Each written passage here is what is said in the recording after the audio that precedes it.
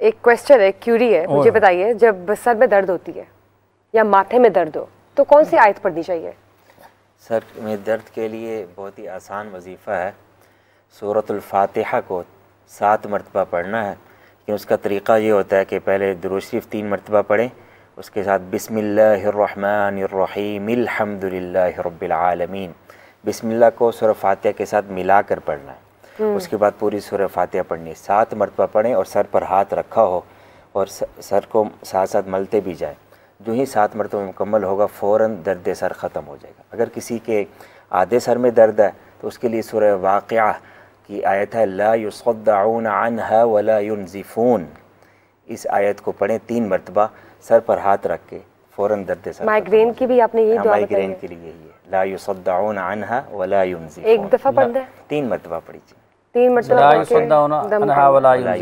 ये छोटी सी आयत है सूरह वाक़िआ। एक दफ़ा ही पढ़ने का, किसी को माइग्रेन हो रहा है 6 घंटे का या 8 घंटे का नॉन स्टॉप, 3 मरतबा पढ़ें, इंशाल्लाह फ़ौरन दर्द खत्म। कारी साहब, अगर कोई बंदा दूसरों को इतना तंग करे कि उसके इतना तंग करे कि वो तंग ही करता रहे और लोगों की बददुआएं उसके सर का असर पड़े, उस पर क्या आयत असर करे? उस पर क्या आयत आती है ये बताएं ना। लोगों का वो बेड़ा गर्क करता रहे, उसके बाद पढ़ के ला युसद्दऊना वला युनज़िफून, ला ये तो फिर गलत है ना, ये आयत फिर इस पे तो एप्लीकेबल नहीं है। इसका ये इस बारे में बताएं। असल में वो हसद की आग में जल रहा होता है वो बंदा, तो वो तो उसका ताल्लुक़ अखलाक के साथ है, ठीक है, दर्द सर के साथ नहीं है जो आप कह रहे हैं ना।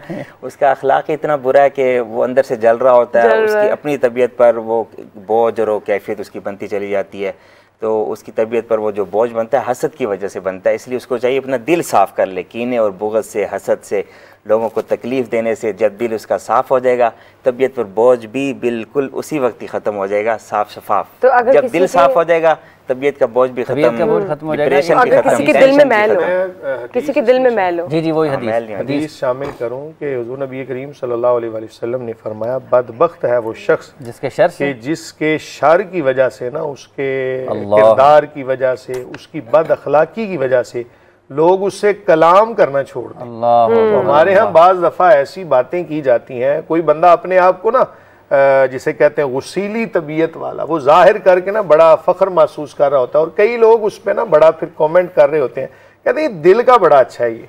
भाई देखें, दिल तक रसाई तो बहुत कम बंदों की होती है। रसूलुल्लाह सल्लल्लाहु अलैहि वसल्लम से बढ़कर दिल का अच्छा कौन हो सकता है? कोई भी नहीं। तो करीम आका अलैहिस्सलातु वस्सलाम खुल्क़े अज़ीम के ऊपर फायज है। तो फिर ये भी हदीस मद्देनज़र रखनी चाहिए। हुज़ूर नबी करीम सल्लल्लाहु अलैहि वसल्लम ने फरमाया, जिसका मफ़हूम है कि जन्नत में वो लोग जाएंगे कि जिनके दिल चिड़ियों की तरह नरम है। तो सख्त दिल वाला अल्लाह को नहीं पसंद। अगर कहीं दिल की सख्ती हो ना, तो अल्लाह की बारगाह में रोया करें, दिल नरम हो जाएगा। तो दिल की सख्ती अल्लाह ताला को। और ये जितने भी हमें लोग सुन रहे, जैसे मुफ्ती साहब ने बयान फरमाया, आप अल्लाह ताला की तख्लीक के ऊपर आप जितना अल्लाह की तारीफ बयान करें, आप थक जाएंगे। इस समुद्रों के पानी खत्म हो जाएंगे, दरख्तों की कलमें खत्म हो जाएंगी, आपको नहीं कर सकते कि जो चीज़ नरम रहने वाली है अल्लाह ने उसको बनाई नरम। दिल भी नरम है, जुबान भी नरम है। अल्लाह जुबान में भी तो हड्डी डाल सकते थे ना। तो अल्लाह ताला का ये जो फितरत का पैगाम है, ये क्या है? ये यही है कि आप जो है इसको नरम रखें। बहरहाल साहब, ये जो हम कुरान में पढ़ते हैं ना, कुरान का बिल्कुल दरमियानी लफ्ज़, कॉलर ले लें, वल यतलत, जी हाँ, वल यतलत फला युशरन बिकुम अहदा। कॉलर हैं जी हमारे साथ। कौन सा मोहतरमा, कहाँ से हैं? आप बोलिए। जी बिल्कुल, बहुत बिल्कुल सीधी अंदर आ रही है। जी उस्मान साहब बताइए। जी कहिए। ड्रॉप हो गई जो उस्मान साहब की, ये जितनी तेज आवाज आ रही थी ना, ड्रॉप हो गई।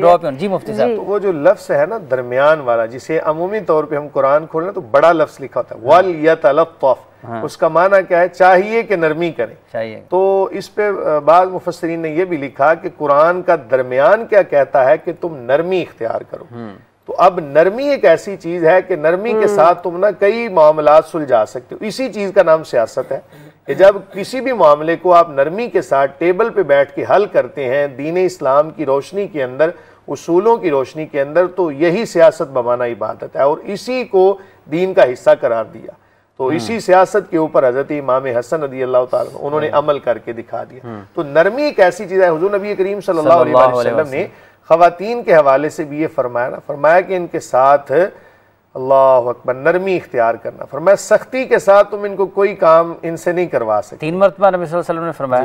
करीम आका अलैहिस्सलाम का आखिरी वक्त था, ज़ाहिरी तौर पे दुनिया से पर्दा फरमा रहे हैं, तो आपने 2 चीज़ों के बारे में बड़ी ताकीद फरमाई। अल्लाह अकबर, अल्लाह अकबर। एक फरमाया कि मेरी उम्मत नमाज कभी ना छोड़ना, अस्सलात अस्सलात अस्सलात के अल्फाज ज़ुबान अतहर पर जारी हैं। और दूसरा फरमाया कि अपने मातहत लोगों के बारे में खुदा से डरना, और सबसे बढ़कर अपनी अज़वाज के बारे में अल्लाह ताला से डरना। तो आज ये दोनों ही चीज़ें ऐसी हैं कि जिनके बारे में जनाब बिल्कुल इनका लिहाज नहीं किया जाता। कोई बंदा बाहर से जिसे कहते हैं थका हारा जाता है तो वो समझता है बीवी के ऊपर जाके रोब झाड़ना अपना हक समझता है। नहीं, अल्लाह हिदायत दे सबको और तौफीक दे इन चीज़ों पर अमल करने की। पूरी मुफ्ती साहब की तो ये तो दुआ है, वो तो आपकी फायदे की बात कर रहे हैं। अच्छी बात है ना कि नहीं हमारी तो दुआ है कि हिदायत दे। हम घर में जाते हैं तो इसके साथ खवातीन को भी चाहिए कि घर के अंदर ऐसा माहौल पैदा करें कि जिसकी वजह से घर के अंदर सर बांध के ना रखें, सर बांध के ना रखें और खावत गुस्से में घर वापस ना आए। अच्छा माहौल, पॉजिटिव माहौल। देखिए घर दाखिल। अच्छा कारी साहब, ये काफी सारी बातें हो गई हैं, लेकिन अगर सुनाए दूं 30 सेकंड में। सुनाएं जी, सुनाएं। हसद की बात हो रही थी तो हदीस पाक में आते नबी करीम सल्लल्लाहु अलैहि वसल्लम ने इरशाद फरमाया कि जो शख्स हसद करता है उसकी नेकियां ऐसे जल जाती हैं जैसे आग सूखी लकड़ियों को जला देती है। तो इसलिए हमें चाहिए कि दूसरों की तारीफ़ करें। अगर वो तरक्की कर रहा है तो उसकी तरक्की पर उसे मिठाई पेश करें, दुआ दें, गिफ्ट पेश करें, उसे दुआ पेश करें। नहीं तरक्की कर रहा है तो झूठी तारीफ नहीं होगी, जाहिर है कि उसने तरक्की किया, उसका हुस्न है तो उसके हक बनता है उसकी तारीफ की जाए, उसे गिफ्ट माशाल्लाह माशाल्लाह, उसे माशाल्लाह खुशी में शरीक हुआ जाए, उसकी खुशी में शरीक हुआ जाए। तो हसद का इलाज भी यही है। अगर किसी शख्स से हसद हो रहा हो फौरन उसके लिए दुआ करो और उसे गिफ्ट पेश करो कि हमें बहुत खुशी हुई है। अगर कोई जल जाए या उल्टा जुमला कहे या हकारत और लफ्ज़ बोले या उसके खिलाफ कोई तहरीक चला दे तो उसकी नेकियां सारी जल जाए। बिल्कुल सही बात है। अपना कारी साहब, मुझे भी जो है ना क्या नाम है उसका बड़ी खुशी हुई है अभी जब आपने ये सारी बातें की हैं।